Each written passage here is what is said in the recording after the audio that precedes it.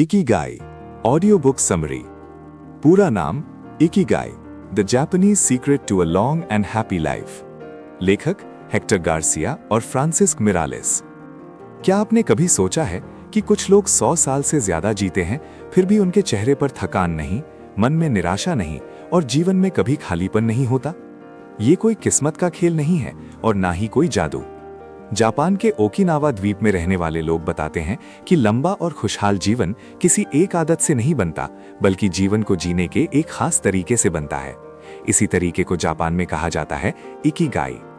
इस audio book में हम सबसे पहले समझेंगे कि इकिगाई आखिर है क्या और ये सिर्फ काम या पैसे से जुड़ा हुआ विचार क्यों नहीं है। फिर हम जानेंगे वे छोटी छोटी आदतें जो धीरे धीरे उम्र को नहीं बल्कि जीवन को आगे बढ़ाती हैं। आप सुनेंगे कि जीवन में उद्देश्य खोजने की प्रक्रिया क्या होती है और लोग अपने भीतर छुपे उस कारण को कैसे पहचानते हैं जिसके लिए वे हर सुबह उठते हैं। इसके बाद ये ऑडियो आपको बताएगा कि फ्लो क्या होता है और कैसे कोई भी साधारण काम गहरी खुशी में बदल सकता है। आप समझेंगे कि शरीर को स्वस्थ रखने के लिए कठोर व्यायाम नहीं, बल्कि हल्की और निरंतर गतिविधियां क्यों ज्यादा प्रभावी होती हैं। आगे हम बात करेंगे मानसिक मजबूती की, जहां आप जानेंगे कि जापानी सोच हमें अधूरेपन को स्वीकार करना और मुश्किल हालात में भी संतुलित रहना कैसे सिखाती है। फिर भोजन और जीवन शैली पर आएंगे, जहां ये किताब स्पष्ट करती है कि सही मात्रा में खाना और सही तरीके से जीना लंबी उम्र की बुनियाद कैसे बनता है। इस ऑडियो बुक में आपको जापान के दीर्घायु लोगों के वास्तविक जीवन से जुड़े रहस्य मिलेंगे। आप जानेंगे कि काम और करियर में इकिगाई कैसे पाया जाता है और क्यों रिटायरमेंट का मतलब रुक जाना नहीं होता। और अंत में ये किताब ये भी समझाएगी कि इकिगाई सिर्फ व्यक्तिगत खुशी तक सीमित नहीं है, बल्कि समाज, प्रकृति और आने वाली पीढ़ियों के साथ संतुलन बनाए रखने का नाम है। अगर आप ये जानना चाहते हैं कि जीवन को लंबा कैसे नहीं बल्कि बेहतर कैसे बनाया जाए, तो इस ऑडियो बुक को अंत तक जरूर सुनिए, क्योंकि हो सकता है इसी वीडियो में आपको अपनी इकिगाई का पहला संकेत मिल जाए। चैप्टर 1, इकिगाई, जीवन जीने की असली वजह। इस अध्याय की शुरुआत एक बहुत साधारण लेकिन गहरे सवाल से होती है। आप हर सुबह क्यों उठते हैं? जापान में इस सवाल का जवाब एक शब्द में दिया जाता है, इकिगाई। इकिगाई का मतलब सिर्फ खुशी या सफलता नहीं है, बल्कि वो कारण है जो जीवन को आगे बढ़ाता है, चाहे हालात जैसे भी हों। लेखक बताते हैं कि ओकिनावा के बुजुर्ग लोग जब अपने जीवन के बारे में बात करते हैं तो वो कभी भी लंबी उम्र को लक्ष्य नहीं मानते। उनके लिए असली लक्ष्य होता है रोज उपयोगी बने रहना। किसी को सब्जी उगाने में खुशी मिलती है, किसी को बच्चों को सिखाने में, तो किसी को दोस्तों के साथ समय बिताने में। यही छोटी छोटी चीजें उनका इकिगाई बन जाती हैं। इस अध्याय में ये साफ किया गया है कि इकिगाई कोई अचानक मिलने वाली चीज नहीं है। ये ना तो कोई बड़ा पद है, ना बहुत सारा पैसा और ना ही कोई एक उपलब्धि। इकिगाई धीरे धीरे बनता है, रोज के कामों, आदतों और सोच से। किताब ये भी बताती है कि पश्चिमी देशों में लोग अक्सर खुशी को भविष्य से जोड़ देते हैं। जब ये मिल जाएगा तब खुश होंगे, जब वो लक्ष्य पूरा हो जाएगा तब संतुष्टि मिलेगी। लेकिन जापानी सोच इसके उलट है। वे वर्तमान में अर्थ खोजते हैं और उसी में शांति पाते हैं। लेखकों के अनुसार जिन लोगों के पास इकिगाई होता है वे मुश्किल समय में भी टूटते नहीं हैं, क्योंकि उनके पास जीने का कारण होता है। यही कारण है कि ओकिनावा के बुजुर्ग बहुत कम तनाव में रहते हैं और मानसिक रूप से लंबे समय तक सक्रिय बने रहते हैं। इस अध्याय में ये भी बताया गया है कि इकिगाई हमेशा कोई बड़ा काम नहीं होता। कई बार ये इतना छोटा होता है कि हम उसे नज़रअंदाज कर देते हैं, जैसे सुबह जल्दी उठकर बाग में काम करना, या किसी काम को पूरी ईमानदारी से करना, या किसी के चेहरे पर मुस्कान लाना। लेखक स्पष्ट करते हैं कि इकिगाई खोजने का मतलब जीवन बदल देना नहीं है, बल्कि जीवन को उसी रूप में स्वीकार करते हुए उसमें अर्थ जोड़ना है। इस अध्याय का सबसे महत्वपूर्ण संदेश ये है कि अगर जीवन में उद्देश्य है तो उम्र सिर्फ एक संख्या बनकर रह जाती है। अगला अध्याय सुनने से पहले एक जरूरी सवाल। अगर आपसे आज ये पूछा जाए कि आप हर सुबह क्यों उठते हैं, तो क्या आपके पास इसका कोई स्पष्ट और ईमानदार जवाब है, या आप सिर्फ आदत के सहारे जी रहे हैं? अगले अध्याय में हम जानेंगे कि वे कौन सी छोटी छोटी आदतें हैं जो धीरे धीरे लंबे, स्वस्थ और खुशहाल जीवन की नींव बनाती हैं। चैप्टर 2, एंटी एजिंग सीक्रेट्स, छोटी आदतें जो लंबा और खुशहाल जीवन बनाती हैं। इस अध्याय में किताब एक बहुत महत्वपूर्ण सच्चाई बताती है। लंबा जीवन किसी एक बड़े फैसले से नहीं बनता, बल्कि रोज की छोटी आदतों से बनता है। लेखक बताते हैं कि ओकिनावा के लोग कभी भी एंटी एजिंग के पीछे नहीं भागते। वे जवान दिखने की कोशिश नहीं करते, बल्कि स्वस्थ रहने की कोशिश करते हैं। यही सोच उन्हें लंबे समय तक सक्रिय बनाए रखती है। इस अध्याय में बताया गया है कि उम्र बढ़ने का सबसे बड़ा कारण शरीर नहीं, बल्कि जीवन शैली होती है। जो लोग लंबे समय तक बैठे रहते हैं, कम चलते हैं और ज़्यादा तनाव लेते हैं, उनमें उम्र का असर जल्दी दिखाई देता है। ओकिनावा के लोग पूरे दिन हल्की गतिविधियों में लगे रहते हैं। वे जिम नहीं जाते, लेकिन चलते रहते हैं। वे भारी व्यायाम नहीं करते, लेकिन शरीर को कभी निष्क्रिय नहीं होने देते। किताब इसे एक्टिव बट रिलैक्स्ड लाइफ कहती है। लेखक ये भी बताते हैं कि तनाव उम्र को तेजी से बढ़ाता है। ओकिनावा के बुजुर्ग लोग भविष्य की चिंता में नहीं जीते। वे चीज़ों को वैसा ही स्वीकार करते हैं जैसा वे हैं। यही कारण है कि उनके चेहरे पर उम्र के बावजूद शांति दिखाई देती है। इस अध्याय में नींद की भूमिका पर भी जोर दिया गया है। लंबी उम्र वाले लोग ना तो बहुत देर से सोते हैं और ना ही बहुत देर तक जागते रहते हैं। वे अपने शरीर की लय को समझते हैं और उसी के अनुसार जीवन जीते हैं। किताब ये भी बताती है कि जिन लोगों के पास इकिगाई होता है, उनमें डिप्रेशन और अकेलेपन की समस्या बहुत कम होती है, क्योंकि उनका मन किसी न किसी उद्देश्य से जुड़ा रहता है। एक और महत्वपूर्ण बात यह है कि वे लोग अपनी उम्र को लेकर शिकायत नहीं करते। वे ये नहीं कहते कि अब मैं बूढ़ा हो गया हूं। वे बस ये सोचते हैं कि आज मैं क्या कर सकता हूं। इस अध्याय का सार यही है कि अगर जीवन में निरंतरता, संतुलन और उद्देश्य है, तो उम्र अपने आप धीमी हो जाती है। अगला अध्याय सुनने से पहले एक ज़रूरी सवाल। अगर लंबा और स्वस्थ जीवन बड़ी उपलब्धियों से नहीं, बल्कि छोटी आदतों से बनता है, तो आपकी रोज़मर्रा की कौन सी आदत आपकी उम्र को बढ़ा रही है और कौन सी आदत आपको धीरे धीरे कमज़ोर कर रही है? अगले अध्याय में हम जानेंगे कि जीवन में अपने उद्देश्य को पहचानने और बनाने की प्रक्रिया क्या होती है और कोई भी व्यक्ति अपने भीतर छुपे इकिगाई को कैसे समझ सकता है। Chapter 3, from logotherapy to Ikigai, जीवन में उद्देश्य कैसे खोजें। इस अध्याय में किताब एक बहुत गहरी सच्चाई सामने रखती है। मनुष्य खुशी की वजह से नहीं, बल्कि उद्देश्य की वजह से जीता है। लेखक यहां विक्टर फ्रैंकल की लोगोथेरेपी का जिक्र करते हैं। लोगोथेरेपी के अनुसार इंसान का सबसे बड़ा प्रेरक तत्व सुख नहीं, बल्कि जीवन का अर्थ होता है। अगर किसी व्यक्ति को ये पता हो कि वो क्यों जी रहा है, तो वो लगभग किसी भी कठिन परिस्थिति को सह सकता है। किताब बताती है कि इकिगाई और लोगोथेरेपी एक ही दिशा में इशारा करते हैं। दोनों कहते हैं कि जीवन में अर्थ बाहर से नहीं आता, बल्कि हमारे काम, हमारे रिश्तों और हमारे रवैये से पैदा होता है। इस अध्याय में स्पष्ट किया गया है कि लोग अक्सर अपने उद्देश्य को बहुत बड़ा और जटिल समझ लेते हैं। उन्हें लगता है कि उद्देश्य कोई असाधारण उपलब्धि होगी, लेकिन वास्तव में इकिगाई साधारण चीजों में छुपा होता है। लेखक बताते हैं कि उद्देश्य 3 तरीकों से पाया जा सकता है। पहला, किसी काम को पूरी ईमानदारी और समर्पण से करना। दूसरा, दूसरों के साथ सार्थक संबंध बनाना। तीसरा, कठिन परिस्थितियों में भी अपने दृष्टिकोण को सकारात्मक बनाए रखना। किताब ये भी समझाती है कि हर किसी का इकिगाई अलग होता है। किसी और का उद्देश्य आपकी जिंदगी के लिए सही हो, ये जरूरी नहीं। इसलिए तुलना करना इकिगाई का सबसे बड़ा दुश्मन है। इस अध्याय में यह भी कहा गया है कि इकिगाई खोजने के लिए जीवन को पूरी तरह बदलने की जरूरत नहीं होती। कई बार बस ये समझ लेना काफी होता है कि आप जो कर रहे हैं वो किसी के लिए मायने रखता है। लेखक ये भी बताते हैं कि जिन लोगों के पास स्पष्ट उद्देश्य होता है, वे असफलताओं से डरते नहीं हैं। वे उन्हें सीख का हिस्सा मानते हैं। इस अध्याय का मुख्य संदेश ये है कि इकिगाई कोई मंजिल नहीं, बल्कि एक प्रक्रिया है। इसे एक दिन में नहीं पाया जा सकता, लेकिन इसे हर दिन जिया जा सकता है। अगला अध्याय सुनने से पहले एक जरूरी सवाल। अगर जीवन का अर्थ बड़ी सफलता में नहीं, बल्कि रोज के छोटे कामों में छुपा है, तो क्या आपने कभी गंभीरता से सोचा है कि आप आज जो काम कर रहे हैं वो आपको अंदर से कितना अर्थ और संतुष्टि देता है? अगले अध्याय में हम जानेंगे कि फ्लो क्या होता है और कैसे कोई भी व्यक्ति अपने काम को खुशी और गहरे ध्यान में बदल सकता है। Chapter 4, finding flow in everything you do, हर काम में फ्लो कैसे पाया जाए। इस अध्याय में किताब उस अवस्था के बारे में बात करती है जिसमें इंसान पूरी तरह अपने काम में डूब जाता है। इस अवस्था को फ्लो कहा जाता है।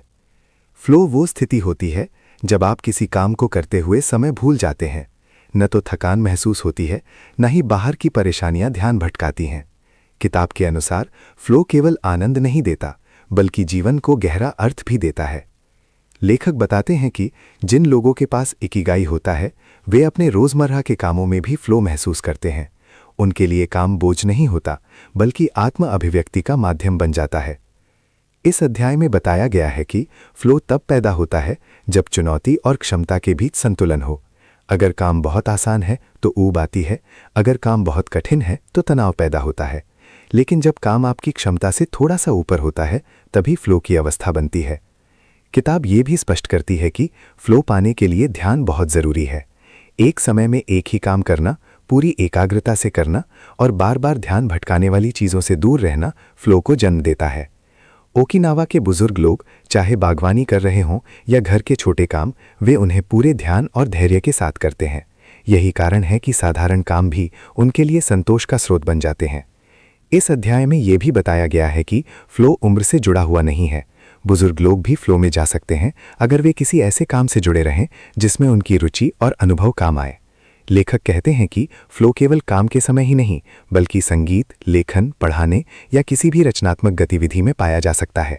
इस अध्याय का सबसे महत्वपूर्ण संदेश ये है कि अगर जीवन में फ्लो है तो तनाव अपने आप कम हो जाता है और इकिगाई और भी मजबूत हो जाता है। अगला अध्याय सुनने से पहले एक ज़रूरी सवाल।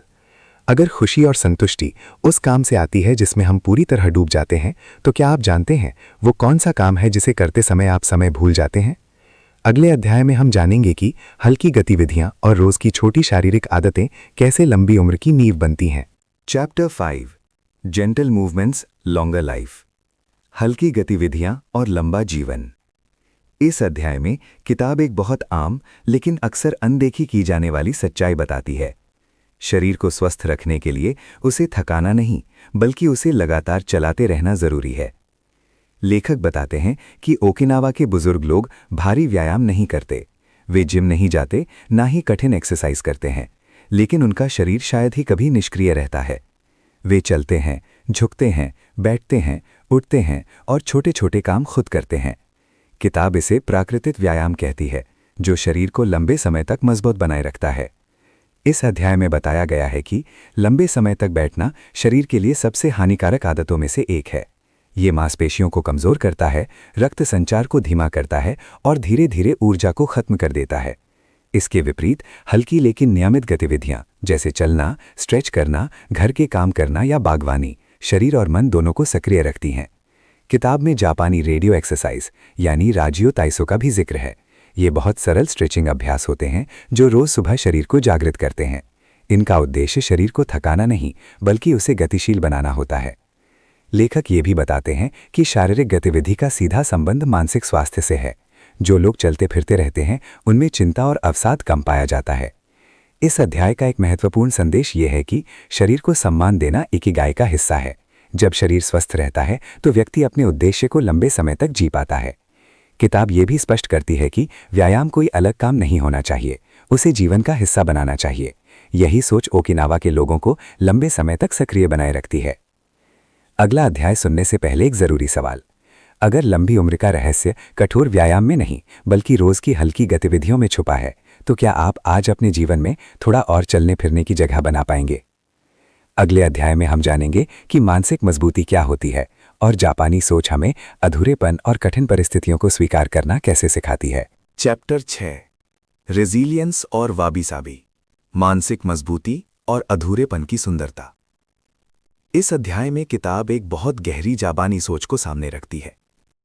जीवन में समस्याएं होना असामान्य नहीं है, लेकिन उन समस्याओं के साथ कैसे जिया जाए, यही मानसिक मजबूती कहलाती है। लेखक बताते हैं कि ओकिनावा के बुजुर्ग लोग कठिन परिस्थितियों से भागते नहीं हैं, वे उन्हें जीवन का स्वाभाविक हिस्सा मानते हैं। यही स्वीकार करने की क्षमता उन्हें अंदर से मजबूत बनाती है। इस अध्याय में जापानी दर्शन वाबी साबी का उल्लेख किया गया है। वाबी साबी का अर्थ है अधूरेपन, अस्थिरता और असंपूर्णता को स्वीकार करना। यह दर्शन सिखाता है कि हर चीज को परफेक्ट होना जरूरी नहीं है। किताब बताती है कि जो लोग हर चीज को पूरी तरह सही बनाने की कोशिश करते हैं, वे अक्सर तनाव और निराशा का शिकार हो जाते हैं। लेकिन जो लोग जीवन की कमियों को स्वीकार कर लेते हैं, वे मानसिक रूप से ज्यादा शांत रहते हैं। इस अध्याय में यह भी बताया गया है कि रेजिलियंस का मतलब कभी दुखी न होना नहीं है, बल्कि दुख को महसूस करने के बाद खुद को फिर से संभाल लेना ही असल मजबूती है। ओकिनावा के लोग अपने दुख और खुशी दोनों को साझा करते हैं। वे भावनाओं को दबाते नहीं हैं। यही सामाजिक जुड़ाव उन्हें अकेलेपन से बचाता है। किताब ये भी स्पष्ट करती है कि मानसिक मजबूती इकिगाई से जुड़ी होती है। जिस व्यक्ति के पास जीवन का उद्देश्य होता है, वो कठिन समय में भी टूटता नहीं है। इस अध्याय का मुख्य संदेश ये है कि जीवन को वैसा ही स्वीकार करना जैसा वो है, शांति और संतुलन की ओर पहला कदम है। अगला अध्याय सुनने से पहले एक जरूरी सवाल। अगर मानसिक शांति परफेक्शन से नहीं, बल्कि स्वीकार करने से मिलती है, तो क्या आपके जीवन में भी कोई ऐसी चीज है जिसे आप अनावश्यक रूप से परफेक्ट बनाने की कोशिश कर रहे हैं? अगले अध्याय में हम जानेंगे कि भोजन, आदतें और जीवन शैली कैसे सीधे तौर पर लंबी उम्र और अच्छे स्वास्थ्य से जुड़ी होती हैं। Chapter 7 Ikigai from diet to longevity, भोजन से लेकर लंबी उम्र तक। इस अध्याय में किताब ये स्पष्ट करती है कि लंबी उम्र केवल आनुवंशिक कारणों से नहीं आती, बल्कि भोजन और रोजमर्रा की आदतों से भी गहराई से जुड़ी होती है। लेखक बताते हैं कि ओकिनावा के लोग खाना केवल पेट भरने के लिए नहीं खाते, बल्कि शरीर को पोषण देने के लिए खाते हैं। उनके भोजन में सादगी और संतुलन होता है। इस अध्याय का सबसे महत्वपूर्ण सिद्धांत है हरा हाचिबू। इसका अर्थ है पेट 80% भरने पर खाना बंद कर देना। किताब के अनुसार ये आदत पाचन तंत्र को स्वस्थ रखती है और शरीर पर अनावश्यक बोझ नहीं पड़ने देती। किताब में यह भी बताया गया है कि ओकिनावा के लोगों के भोजन में सब्जियां, फल, दालें और सोया आधारित चीजें ज्यादा मात्रा में होती हैं। वसा और चीनी का सेवन बहुत सीमित होता है। लेखक ये भी स्पष्ट करते हैं कि वे लोग धीरे धीरे खाते हैं और भोजन को पूरी एकाग्रता से खाते हैं। खाना उनके लिए जल्दबाजी का काम नहीं, बल्कि एक शांत गतिविधि होती है। इस अध्याय में यह भी कहा गया है कि खाना और इकिगाई आपस में जुड़े हुए हैं। अगर शरीर स्वस्थ है तो व्यक्ति अपने उद्देश्य को बेहतर तरीके से जी सकता है। किताब ये भी बताती है कि अत्यधिक खाना केवल शरीर को नहीं, मन को भी भारी बना देता है। इसके विपरीत संतुलित भोजन ऊर्जा और स्पष्टता देता है। इस अध्याय का मुख्य संदेश यही है कि हम क्या खाते हैं, कितना खाते हैं और किस भाव से खाते हैं, ये तीनों चीजें हमारे जीवन की गुणवत्ता तय करती हैं। अगला अध्याय सुनने से पहले एक जरूरी सवाल। अगर लंबी और स्वस्थ उम्र भोजन की मात्रा और गुणवत्ता से जुड़ी है, तो क्या आप अगली बार खाते समय अपने शरीर के संकेतों को ध्यान से सुनने की कोशिश करेंगे? अगले अध्याय में हम जानेंगे कि जापान के लोग और कौन से जीवन के रहस्य अपनाते हैं जो उन्हें दुनिया में सबसे लंबी उम्र वाले लोगों में शामिल करते हैं। Chapter 8 longevity secrets from Japan, Japan के दीर्घायु होने के रहस्य। इस अध्याय में किताब उन कारणों को जोड़कर समझाती है जिनकी वजह से जापान दुनिया के सबसे लंबे जीवन वाले देशों में शामिल है। ये कोई एक रहस्य नहीं, बल्कि कई छोटी आदतों और सोच का परिणाम है। लेखक बताते हैं कि जापान में लोग जीवन को प्रतियोगिता की तरह नहीं देखते। वे हर उम्र को सम्मान देते हैं। बुजुर्गों को बोझ नहीं, बल्कि अनुभव का स्रोत माना जाता है। इस अध्याय में सामाजिक जुड़ाव की भूमिका पर विशेष जोर दिया गया है। जापान में लोग अकेले नहीं रहते, उनके पास मित्रों और परिवार का ऐसा समूह होता है जिसे मोआई कहा जाता है। ये समूह भावनात्मक और मानसिक सुरक्षा देता है। किताब ये भी बताती है कि जापानी लोग तनाव को खुलकर व्यक्त करते हैं, लेकिन उसे अपने ऊपर हावी नहीं होने देते। वे जीवन की अनिश्चितताओं को स्वीकार करना सीखते हैं। इस अध्याय में यह भी बताया गया है कि जापान में लोग प्रकृति के करीब रहते हैं। वे मौसम, समय और वातावरण के साथ तालमेल बनाकर जीवन जीते हैं। ये तालमेल मानसिक शांति और संतुलन बनाए रखता है। लेखक ये भी बताते हैं कि जापान में काम और आराम के बीच संतुलन पर ध्यान दिया जाता है। अत्यधिक काम को सम्मान नहीं, बल्कि असंतुलन माना जाता है। इस अध्याय का एक महत्वपूर्ण बिंदु ये है कि लंबी उम्र का रहस्य सिर्फ चिकित्सा सुविधाओं में नहीं, बल्कि जीवन जीने के तरीके में छिपा है। किताब स्पष्ट करती है कि जब जीवन में उद्देश्य, सामाजिक जुड़ाव और संतुलन होता है, तो शरीर और मन दोनों लंबे समय तक स्वस्थ रहते हैं। अगला अध्याय सुनने से पहले एक जरूरी सवाल। अगर लंबी उम्र का असली रहस्य दवाओं में नहीं, बल्कि रिश्तों, उद्देश्य और संतुलन में छिपा है। तो क्या आपने कभी सोचा है कि आपके जीवन में इन तीनों में से किसकी सबसे ज्यादा कमी है? अगले अध्याय में हम जानेंगे कि इकिगाई को काम और करियर से कैसे जोड़ा जाए और रोज का काम जीवन का उद्देश्य कैसे बन सकता है। Chapter 9 Ikigai at work. काम में इकिगाई कैसे पाया जाए।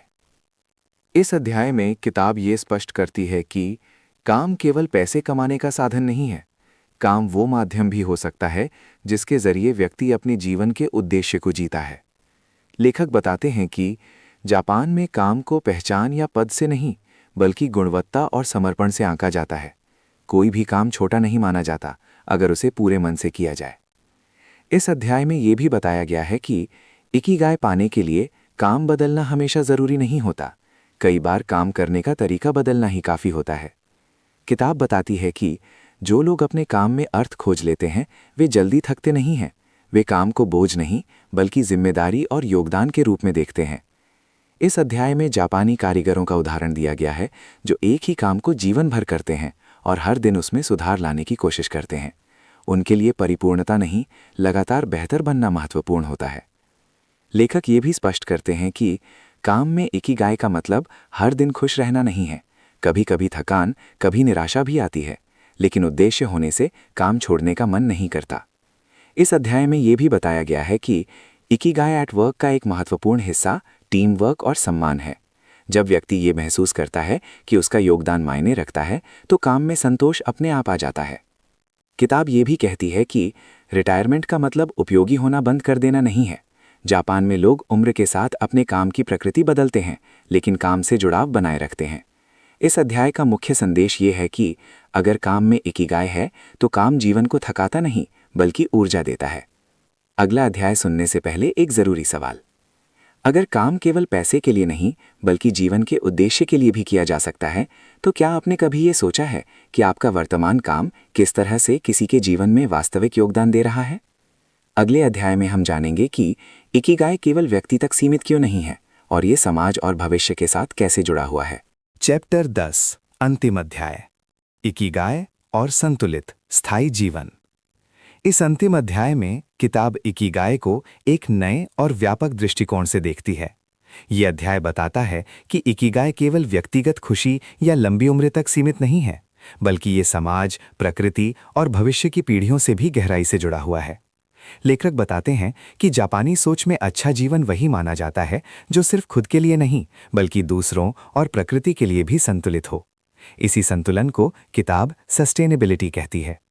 इस अध्याय में यह स्पष्ट किया गया है कि अगर कोई व्यक्ति केवल अपनी सफलता और आराम पर ध्यान देता है तो वो लंबे समय तक संतुष्ट नहीं रह सकता। लेकिन जब व्यक्ति अपने काम और जीवन से दूसरों के लिए भी कुछ उपयोगी करता है तभी इकिगाई पूर्ण रूप लेता है। किताब ये भी बताती है कि जापान में लोग संसाधनों का सम्मान करते हैं। वे कम में भी संतुष्ट रहना जानते हैं। अत्यधिक उपभोग को वे खुशी का साधन नहीं मानते। इस अध्याय में ये विचार बहुत स्पष्ट रूप से सामने आता है कि इकिगाई का मतलब तेजी से आगे बढ़ना नहीं बल्कि लंबे समय तक टिके रहना है, चाहे वो काम हो, रिश्ते हों या स्वास्थ्य। लेखक कहते हैं कि जब जीवन की गति बहुत तेज हो जाती है तो उद्देश्य धुंधला पड़ने लगता है, लेकिन जब जीवन संतुलित होता है तो इकिगाई स्वाभाविक रूप से मजबूत होता है। इस अध्याय में यह भी बताया गया है कि इकिगाई भविष्य की चिंता में नहीं जीता, लेकिन भविष्य की जिम्मेदारी जरूर समझता है। यही सोच व्यक्ति को आज बेहतर निर्णय लेने में मदद करती है। किताब के अनुसार सच्चा इकिगाई वही है जो आपको आज खुश रखे, कल स्वस्थ रखे और दूसरों के जीवन में भी कुछ सकारात्मक जोड़ सके। इस अंतिम अध्याय का मुख्य संदेश यही है कि इकिगाई केवल जीने की वजह नहीं बल्कि सही तरीके से जीने की कला है। आगे सुनने से पहले एक जरूरी सवाल।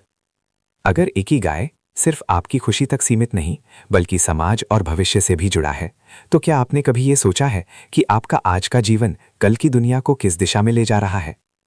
अगले और अंतिम हिस्से में हम इस पूरी किताब का सार, जीवन बदल देने वाला निष्कर्ष और एक ऐसा संदेश सुनेंगे जो इकिगाई को सिर्फ समझने नहीं बल्कि जीने में मदद करेगा। Final conclusion. इकिगाई जीवन को सही अर्थ देने की कला। इस पूरी किताब का सार एक बहुत सरल लेकिन गहरी सच्चाई में छुपा है। लंबा जीवन जीना लक्ष्य नहीं होना चाहिए, बल्कि ऐसा जीवन जीना लक्ष्य होना चाहिए जिसे जीने की वजह हर दिन मौजूद हो। इकिगाई हमें ये सिखाता है कि खुशी किसी एक बड़ी सफलता में नहीं मिलती, बल्कि रोज की छोटी आदतों, सार्थक काम, संतुलित भोजन, हल्की गतिविधियों और मजबूत रिश्तों से बनती है। ये किताब बार बार ये स्पष्ट करती है कि जीवन की गुणवत्ता हमारी उम्र से ज्यादा महत्वपूर्ण है। अगर जीवन में उद्देश्य है तो कठिनाइयां हमें तोड़ती नहीं हैं, बल्कि मजबूत बनाती हैं। ओकिनावा के लोगों का जीवन हमें दिखाता है कि रिटायर होना जरूरी नहीं, उपयोगी बने रहना जरूरी है। काम छोटा या बड़ा नहीं होता, नियत और समर्पण उसे अर्थपूर्ण बनाते हैं। इकिगाई ये भी सिखाता है कि परफेक्ट बनने की कोशिश अक्सर तनाव को जन्म देती है, जबकि जीवन को उसकी अधूरियों के साथ स्वीकार करना शांति और संतुलन देता है। ये किताब हमें तेज दौड़ने की सलाह नहीं देती, बल्कि सही दिशा में धीरे और लगातार चलने की प्रेरणा देती है, क्योंकि वही जीवन लंबे समय तक टिकता है जिसमें संतुलन होता है। अंत में इकिगाई हमें ये समझाता है कि जीवन का उद्देश्य बाहर खोजने की चीज नहीं है, वो हमारे रोज के कामों, हमारे व्यवहार और हमारे योगदान में छुपा होता है। अगर आप हर दिन थोड़ा बेहतर बनने की कोशिश करते हैं, किसी के जीवन में थोड़ा सा भी सकारात्मक जोड़ते हैं और अपने काम को पूरे मन से करते हैं, तो आप पहले से ही अपनी इकिगाई के रास्ते पर हैं। इकिगाई कोई मंजिल नहीं, बल्कि जीने का तरीका है, और जब ये तरीका मिल जाता है तो हर सुबह अपने आप में एक वजह बन जाती है। आज आपने इकिगाई के माध्यम से एक लंबा जीवन नहीं, बल्कि एक अर्थपूर्ण जीवन समझने की कोशिश की। ये किताब हमें ये नहीं सिखाती कि हमें सबसे आगे कैसे पहुंचना है, बल्कि ये सिखाती है कि जहां हम हैं, वहीं से जीवन को बेहतर कैसे बनाना है। अगर इस ऑडियो बुक के किसी भी हिस्से ने आपको अपने जीवन के बारे में सोचने पर मजबूर किया है, तो यही इस वीडियो की सबसे बड़ी सफलता है। याद रखिए, इकिगाई कोई दूर की चीज नहीं है, वो आपके रोज के कामों, आपके व्यवहार और आपके उद्देश्य में पहले से मौजूद हो सकती है। अब सवाल सिर्फ इतना है कि क्या आप उसे पहचानेंगे और हर दिन थोड़ा थोड़ा जिएंगे। अगर आपको ये ऑडियो बुक समरी उपयोगी लगी हो तो वीडियो को लाइक करें, चैनल राइज ऑडियो हिंदी को सब्सक्राइब करें और इस ज्ञान को उन लोगों तक पहुंचाएं जिन्हें इसकी सबसे ज्यादा जरूरत है।